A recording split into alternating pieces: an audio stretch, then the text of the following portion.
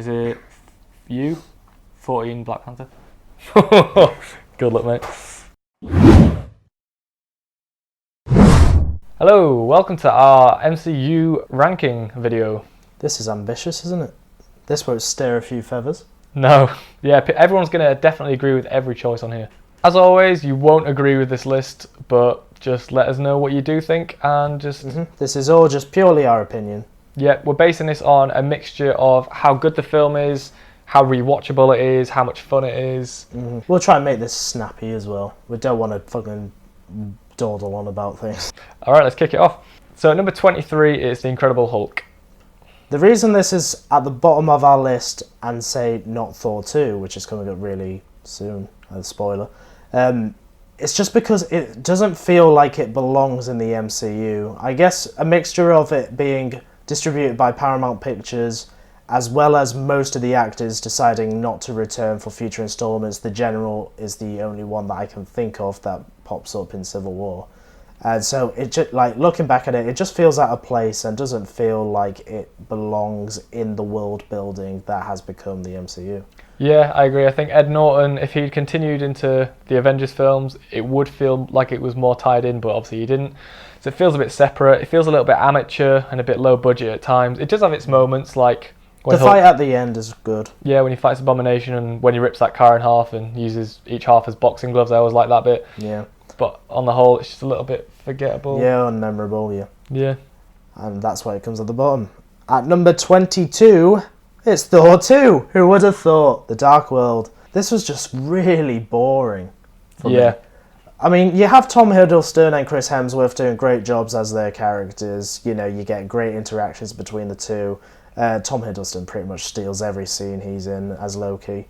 But besides that, you get a really subpar villain who has, you know, basic motivations at best. Like, he just wants to destroy the world. Like, there's no, like, character depth to him at all. No. And the action scenes, as far as I remember, are very unmemorable as well. I don't remember. No. So that's it all. I just remember a big spire thing crashing into the ground, and that's about it. So yeah, I remember very little from this film. I've never really wanted to revisit it since the first time I watched it, and I think that says a lot about film. I wouldn't say it's necessarily bad, but in terms of like what had come before and what then came after it, it's definitely like a stinker in that regard. Yeah, the MCU has set a very high grade point average, and this just doesn't quite match those standards. At number 21, Iron Man 2. Now, putting this so low was weird for me because when it first came out, I really enjoyed it. I think after seeing Robert Downey Jr.'s almost breakout performance in Iron Man 1, seeing him come back and repeat that same lovable quality of character was great in my eyes. Yeah. But I think besides his performance and Don Cheadle coming in to replace Terrence Howard as War Machine was probably quite a good casting choice. And just seeing those two interact and having that big fight at the end where War Machine comes in, that was a pretty cool moment. But besides that, like, I didn't really think it was that memorable. No, either. I mean, again, it's what could have been. Like, Iron Man 1 was great, and then I think everyone's expectations were sky high for this, and it just didn't live up. You see, for me, Mickey Rourke didn't make a good villain. Like, I think if I watched it now, I'd probably agree with that, but at the time that I watched it, I did like it. Yeah, I found him very, like, boring. He was quite uncharismatic. And you had Justin Hammer, who was just a much more interesting villain in my eyes. At number 20, we have the first Thor. Not a bad film, but in terms of the quality of the MCU going forward, definitely one of the lower tiers in my eyes. It's like we said with Thor 2, you get great performances from Chris Hemsworth and Tom Hiddleston, and actually I prefer this story much more. I do. It's the typical fish out of water storyline that we've seen to great effect before, and I think Chris Hemsworth does a fantastic job in doing that. His relationship with Natalie Portman is very warming. You definitely see the chemistry between the two. But in terms of action, it's not really all there until the very last act of the film. Yeah. I'd say the middle part of the film is very long and almost overstayed. It gets a bit drawn out, in my opinion. Yeah. I think in general, I think it's got some good humour. Like you say, with the fish out of water stuff. And it was the first time the MCU had really gone beyond that grounded in reality vibe, and they sort of branched out and went for, they introduced magic elements and stuff like that for the first time. Mm-hmm. So I appreciate it for that, but all in all, again, it's just compared to the rest of the films on this list, it just isn't as good. At number 19, The First Avenger. Now this was different in the sense that it was set in a different time period. Nothing really tried to go back to a different time period until Captain Marvel, and that was a big gap between the two. For people like me who had never read Captain America comic, I was instantly on his side and I was interested in that character. The bit at the end when he crashes into the ice, I always thought was like done pretty powerfully, and his relationship with Peggy Carter in general, I thought was done well. And Bucky as well. And Bucky. Hugo Weaving's always great as a villain, and he played a good Red Skull. But in general, I think some of the effects where they superimposed his head on a skinny body they don't hold up too well, I don't think. No. It looks a bit silly. In recent years, it's got more of a cult following, I'd say. Yeah, I think a lot of people would have this higher on the list than we do.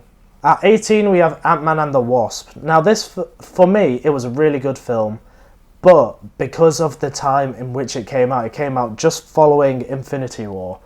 And for me, like, you could tell that there was not that sense of urgency that the previous film had. It lacked certain high stakes. It was a bit breezy, but that's actually what I liked about it. It was like, this is one of the films in the MCU that I would, if I wanted to watch an MCU film, I would go to other films before this. But if I wanted to watch like a light-hearted comedy, this is one of those that I'd stick on. I mean, Paul Rudd is always great. He has some really good chemistry with Evangeline Lilly, who gets a good upgrade in this film. I think, again, the effects were really well done. Yeah, some really interesting action set pieces with obviously what they can do with the shrinking and enlarging and stuff like that. This is one of those films where when I first watched it, I actually had a really good time with it. I remember finding it like hilarious and I had loads of fun with it, but it's just in the time since then, I haven't really wanted to go back to it. But I think if I were to stick it on now, I'd have a really good time with it. It's just, plot-wise, it's a little bit weak, a little bit thin. Yeah, forgettable villain. Lawrence Fishburne was a nice addition. All in all, a good but forgettable film. At number 17, it's Captain Marvel. Now, when we first saw this, it had been out for about a week, and generally it had got not very good reviews. We even had, people that we knew that had seen it and not liked it. It was controversial, yeah. Probably the most controversial MCU film in a long time, if not ever. So I think when we saw it, we had quite low expectations, and I remember we both walked out pleasantly surprised. Yeah. We get that a lot of people are not on the side of Brie Larson.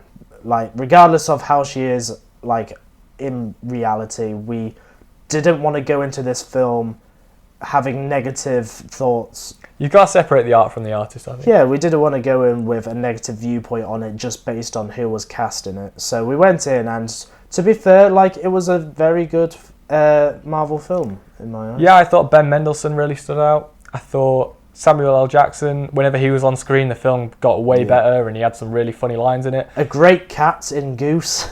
Yeah, he's not a cat, he's a flurkin or something. Yeah, details. The whole period piece thing, that was fun as well, and allowed for some cool Easter eggs, but some of the writing decisions, like how Nick Fury lost his eye, were questionable. In general, I think Brie Larson's performance was a little bit cold and a little bit stoic, and I don't think that was actually her fault. I think that was a directorial thing, because I found her a bit more endearing in Endgame. So I think it was just something about her delivery.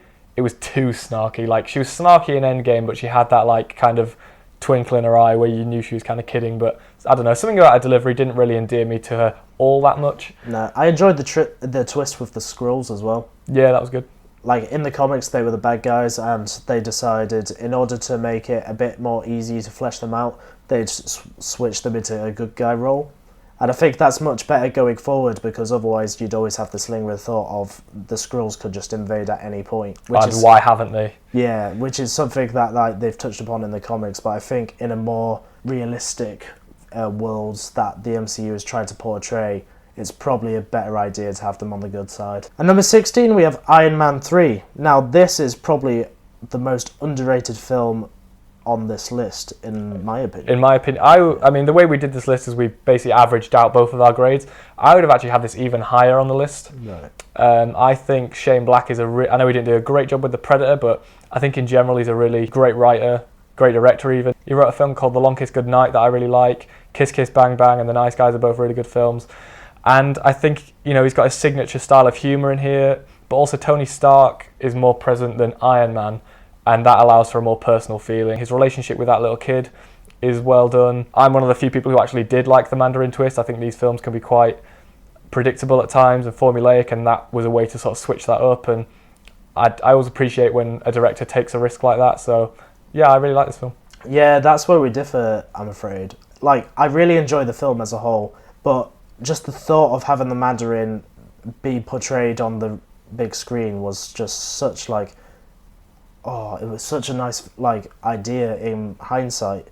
But to have that plot twist and almost sweep the rug from under your feet, I know it would work for some people, but for like fans of the comics, I can see why they got I wasn't backlash from it. That's the thing. I didn't know who the Mandarin was going in, so for me that wasn't an issue. But I can completely see, like, if a villain I really liked that had never been on, like if Kraven the Hunter came on and then halfway through they went, no, he's just an actor hired to pretend to be Kraven the Hunter, I'd be pissed off. So, well, it's the fact that they took him away and brought in generic villain in replacement for him. Oh, Guy Pearce's character. Yeah.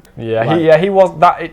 If I did have a flaw with the film, it'd be that it feels a little bit crowded in the third act with all that stuff going on. But in general, I think this is a personal story for Tony Stark, and I think the humour's really good. I am in the minority, but I like the twist, and I just rate Shane Black in general, so I really like this. Good film. 15 is Age of Ultron. I know you have things to say, so I'll let you do it. All right, this is another one I would probably have a little bit higher on the list, but it's one of those films where I completely get people's gripes with it. They just don't really bother me.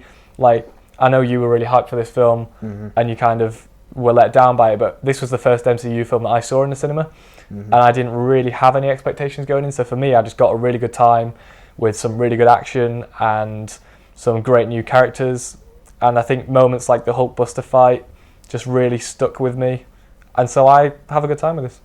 I had a good time as well. It's just making that comparison with the first Avengers film. Like, that was such a milestone in modern day cinema. Yeah.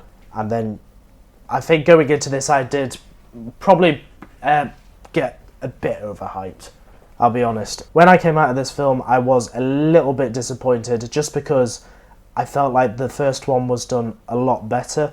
For this, the pacing seemed a little more off. There were less memorable moments.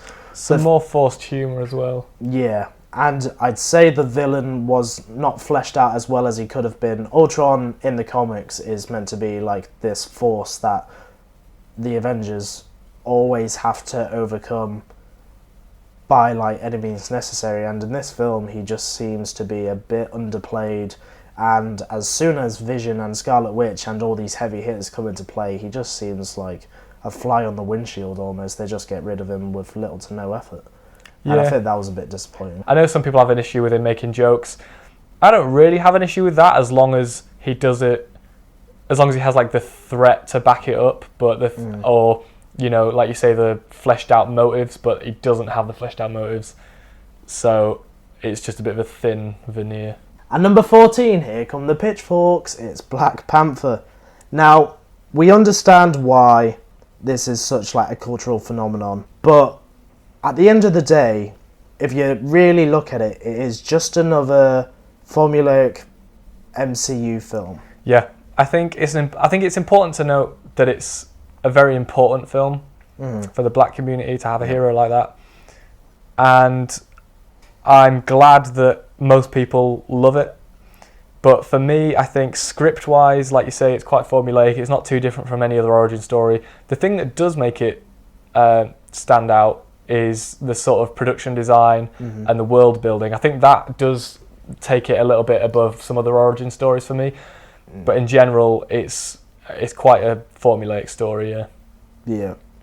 I'd say Michael B. Jordan gives off one of the more memorable villain performances. I know you're not a big fan. I think he's well written. I like his motivations. But when I first saw it, I do remember thinking that Michael B. Jordan maybe was overacting a little bit. I think he's a well written villain, but I'm not a massive fan of Michael B. Jordan's portrayal. It feels a little bit cartoonish to me. For me, the problem was the pacing. It felt like it was a two films in one situation. You had the first arc almost where they're trying to take down Claw, and he's also trying to claim his throne and prove himself as king. But then you have him lose his throne and then have to reclaim it later on. It just doesn't work in a 2-hour film for me. Just some dodgy pacing like that, but the action scenes were good. I'd say another flaw was probably at the very end. You could tell there was a bit too much CGI. Yeah. Like the fight where they're in the underground like subway station or And the whatever. CGI rhinos. And the CGI rhinos. CGI Yeah, rhinos. you can definitely tell like it could have been handled a bit better. But we're not hating on the film. Yeah, by any means. I don't dislike it. It's middle of the pack for me. Average film. Really well done. I will say for the record, I think that Ryan Coogler is a really good director. Like, I loved Creed, and he made a film called Fruitvale Station, which was really powerful as well. So I'm excited to see. I think he's working on Black Panther 2 right now. Mm-hmm. So I am excited to see a sequel. Coming in at number 13 is Guardians of the Galaxy Volume 2. And now this is another film that I really rate, and I think maybe I would say is a bit underrated. When I first saw it, I had quite a lot of issues with it, but the more I've watched it, the more I like it. A lot of people were sour on this. Yeah, it's quite divisive, this one. I remember when I first watched it, I thought in general it was good, but I thought a lot of the humour was a bit forced. Yeah. But since I've rewatched it, I just love the relationship with Yondu. I think Ego's a really great villain, and Kurt Russell gives a great performance. Mostly the humour works for me, and the visuals are just a feast for the eyes. I think the soundtrack's good, not as good as the first one, but good. There's just more to like in this than to dislike. For me, I have similar problems then when comparing Avengers 1 and 2. Like, the first Guardians of the Galaxy was just, like, out of nowhere. You had these new characters you'd never heard of before, and all of a sudden they were becoming, like, household mainstay names. Yeah. But I feel like this worked a bit better, mostly because you had a better fleshed out villain, and you had one that has a personal relationship with Peter Quill, which I think was played out really well. Obviously, you have Kurt Russell, who's great at almost everything he does anyway. Yeah. And another thing I really enjoyed about this was the character interactions. I feel like they were a lot more memorable than you'd get in, say, Age of Ultron. I feel like the jokes landed a little better. Not all of them landed, guaranteed. Unlike the first one, where like everything seemed to be really well done. They do go a bit overboard at times, yeah. But I'd say as a whole, this was still like a little fun film in general. Yeah, I think that some of the other characters don't get a whole lot to do, and the thing is with Drax, it's a bit of a double-edged sword because they do make him a lot funnier in this one. I think. Yeah. He has some hilarious lines, some of the funniest lines in the film, but also he becomes kind of a caricature of himself. Mm-hmm. So it depends kind of how you look at that one. But yeah, overall, a mixed bag, but I say there's a lot more to like about this one than to not like. Yep. At number 12, the newest addition to the MCU, we have Spider-Man Far From Home. Now, this might change over time because we've only seen it about a week ago now. So it's still fresh in our minds and we're still trying to develop our thoughts on it. Yeah. But at the moment, we feel like it's definitely a middle in the pack, if not better film. I think if anything, this will go up rather than go down. Yeah, definitely. But still ruminating on it. Yeah. In terms of what we see in the film, the first hour is very high school based, and I think that's probably what keeps at this level for me for now. You get some good interactions between Peter Parker and Ned and MJ, and when Samuel L. Jackson comes into the picture, he's always, a fun character to watch play out.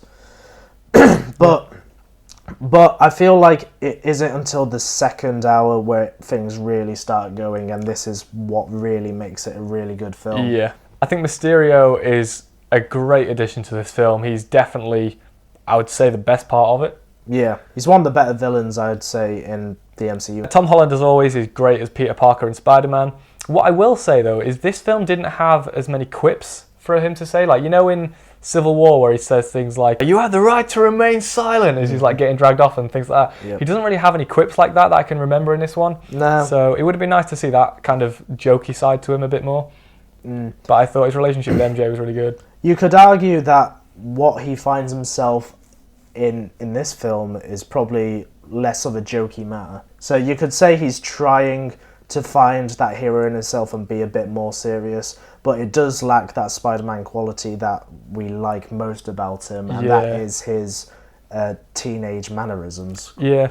I think just going back really quickly to Captain Marvel, You know, I said I liked her a bit more in Endgame.